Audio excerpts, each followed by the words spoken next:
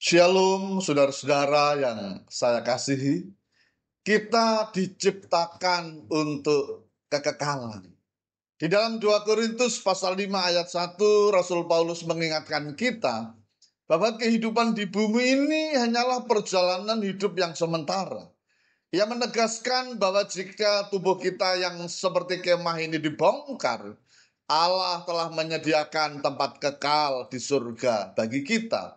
Tempat yang abadi yang tidak dibuat oleh tangan manusia. Rasul Paulus mengingatkan kita bahwa hidup di dunia ini hanya sebagai perjalanan sementara dan mempertegas akan janji Tuhan tentang kekekalan hidup. Sebab suatu saat jantung kita ini akan berhenti berdetak dan itu merupakan akhir dari hidup kita di bumi. Tetapi bukan akhir dari diri kita. Mengapa kematian bukan akhir dari diri kita? Sebab kita akan masuk kepada fase berikutnya, yaitu kekekalan.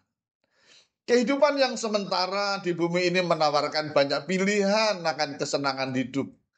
Tetapi di dalam kekekalan hanya menawarkan 2 pilihan, yaitu surga atau neraka. Hubungan kita dengan Tuhan di bumi akan menentukan hubungan kita dengannya di dalam kekekalan.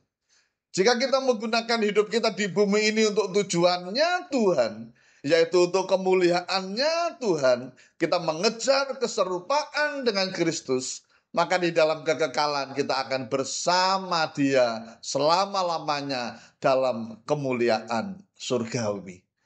Kalau kita memahami bahwa hidup kita bukan hanya di dunia ini saja, mari kita mulai hidup dalam terang kekekalan dengan memandang bahwa dunia ini sementara dan fana. Sehingga kita tidak lagi mencintai dunia ini.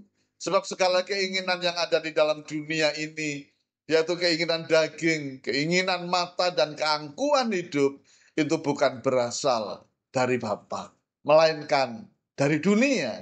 Dan firman Tuhan katakan dunia ini sedang lenyap dengan segala keinginannya. Tetapi kalau kita hidup dengan mempertimbangkan kekekalan, maka nilai-nilai dalam paradigma kita akan berubah.